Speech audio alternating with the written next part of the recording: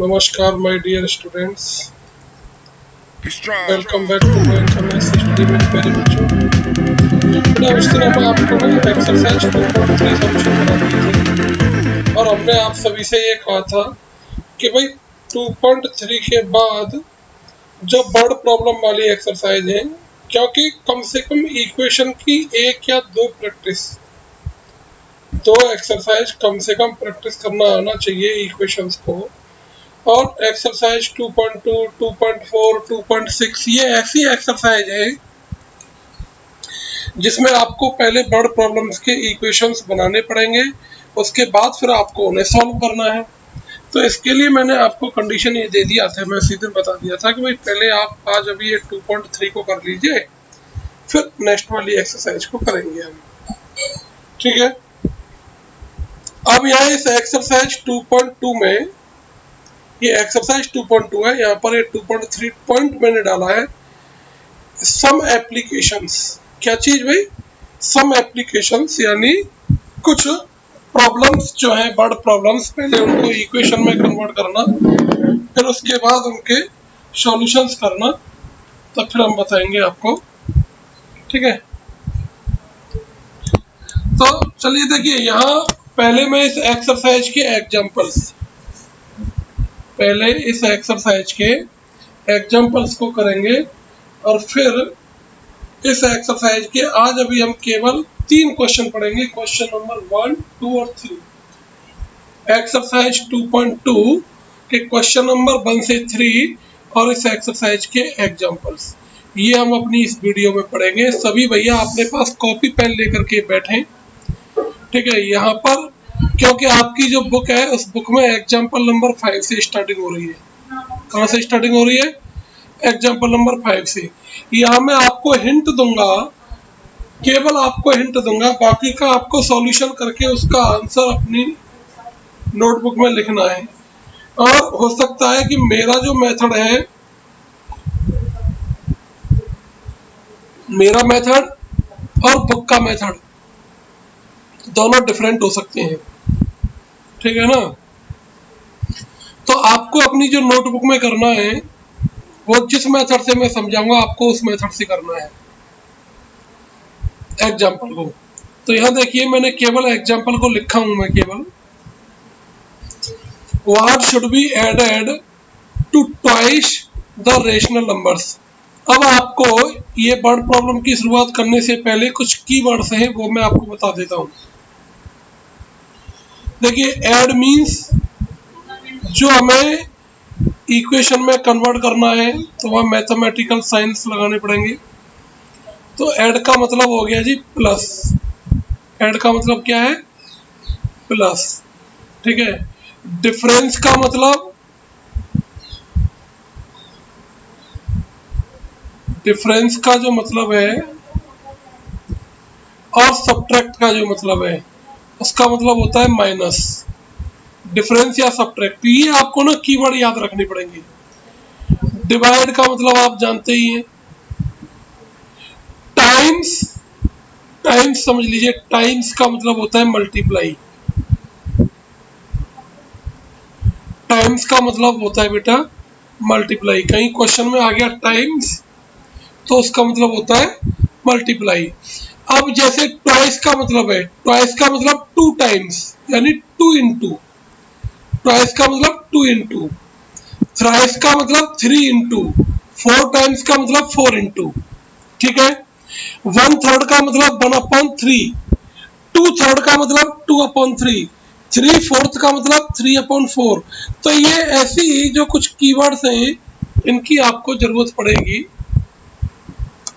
ठीक है भाई, तो यहाँ आपको ये सब कीवर्ड्स आप अपनी नोटबुक में लिख भी सकते हैं, नहीं तो आप अपने माइंड में तो आपको लिखने ही पड़ेंगे। अब देखिए यहाँ क्या पूछा है, व्हाट शुड बी एडेड। तो आप क्या लिखेंगे? Let X should be added, ये पूरा आ जाएगा इतना, एक्स शुड बी एडेड। ठीक है, अब चलिए अकॉर्डिंग टू क्वेश्चन, फिर आपको क्या लिखना है, क्योंकि क्वेश्चन में जो पूछना होता है वर्ड प्रॉब्लम वाले क्वेश्चंस में खासतौर पर जो चीज पूछी गई होती है, पहले ऑब्जेक्ट को आपको जो है सपोज करना पड़ता है। तो x एडेड का मतलब प्लस हो गया, काय में ट्वाइस, ट्वाइस का मतलब मैं बताया था 2 इंटू, किस में करना है भाई, रेशनल नंबर दिस, यानी ये वाली रेशनल नंबर दिया हुआ है, ठीक है।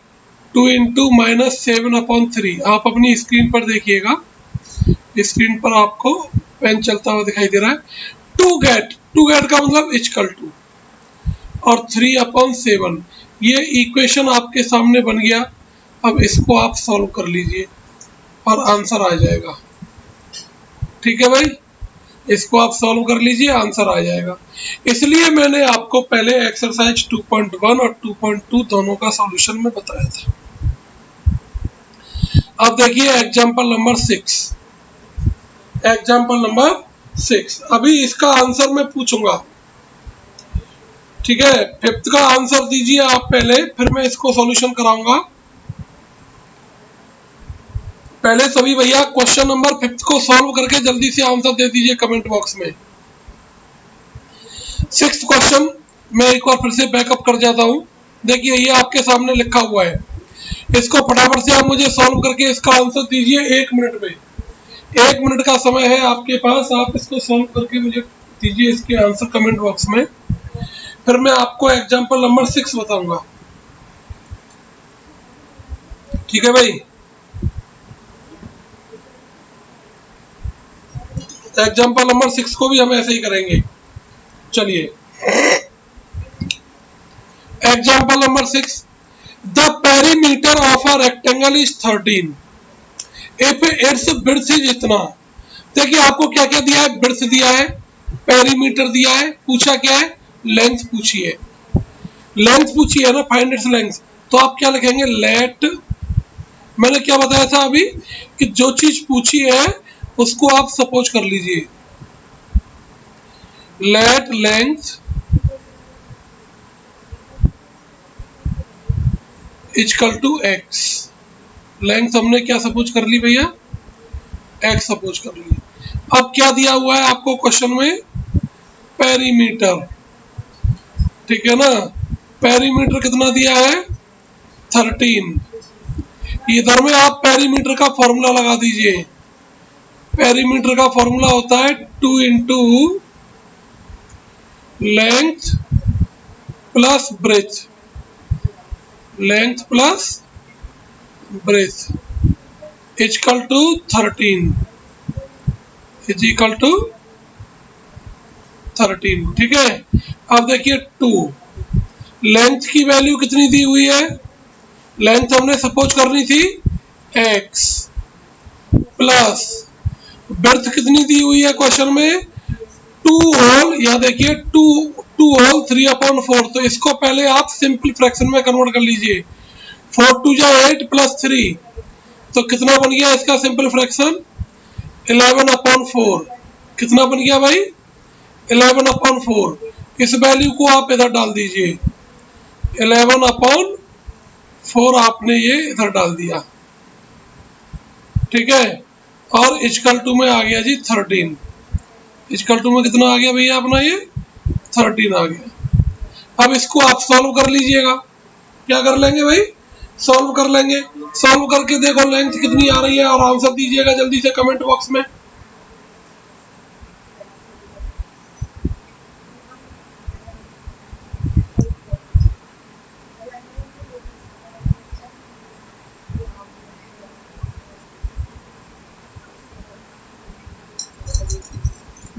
हाँ भाई चलिए,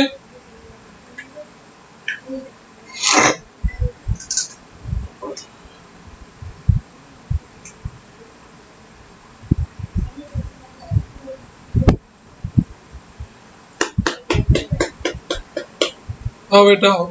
अब देखिए एग्जाम्पल नंबर 7 पढ़ लीजिए आप एक बार, एग्जाम्पल नंबर 7 को पढ़ो भाई, एग्जाम्पल नंबर 7 को क्या है,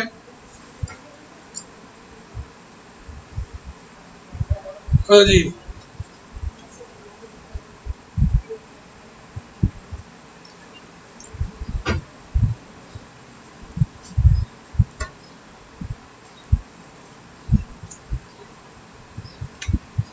चलिए अब देखो इसका सॉल्यूशन, पढ़ लिए ना। अब चलिए देखिए इसका solution. The present age of Sahil's mother is 3 times the present age of साहिल।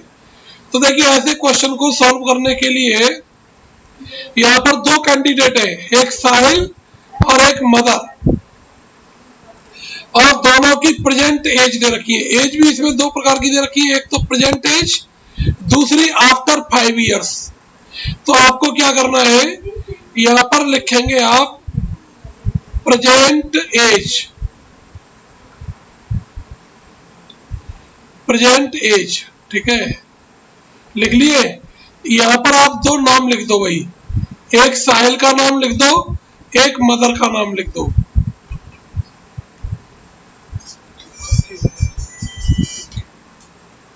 हाँ भाई, ये मदर हो गई। अब देखिए, तो अब ये बताओ कि साहिल बड़ा होगा कि मदर बड़ी होगी। कहीं किसी बच्चे की समझ में नहीं आता है कि भाई किसमें इंटू करे, टाइम्स का मतलब तो इंटू हो गया। तो साहिल की प्रेजेंटेज हो गई x, मदर की प्रेजेंटेज हो गई भैया यहाँ पर 3x। क्लियर हो गया।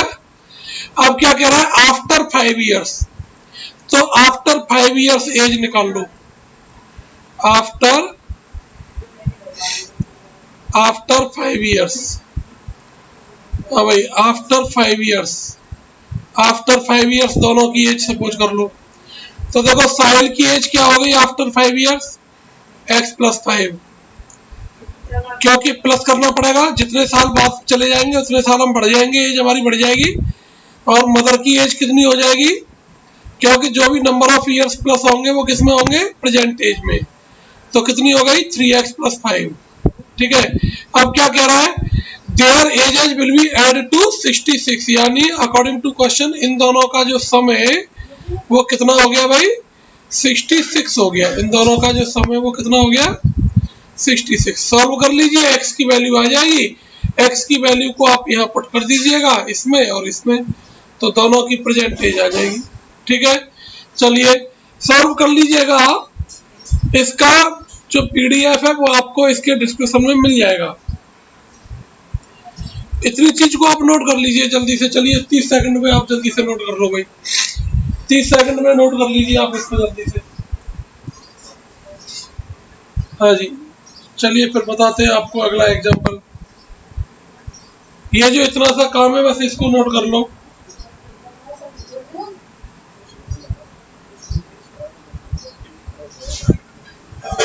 हाँ जी, चलिए चलो भाई, एग्जांपल नंबर 8। बंसी has 3 times as many as 2 rupees coins as he has 5 rupee coins। यानी बंसी के पास 2 रुपए के जो सिक्के हैं वो 5 रुपए के सिक्कों से कितने हैं, 3 टाइम्स है। 3 times as many 2 rupees coins as he has 5 rupee coins, ठीक है। तो आपको क्या करना पड़ेगा, 5 रुपी वाले कॉइन सपोज कर लीजिए, क्योंकि यहाँ पर अब जो दो ऑब्जेक्ट दिए दोनों में आपस में रिलेशन दे दिया है, डेफिनेट वैल्यू किसी के बारे में क्लियर नहीं कहा गया है ना।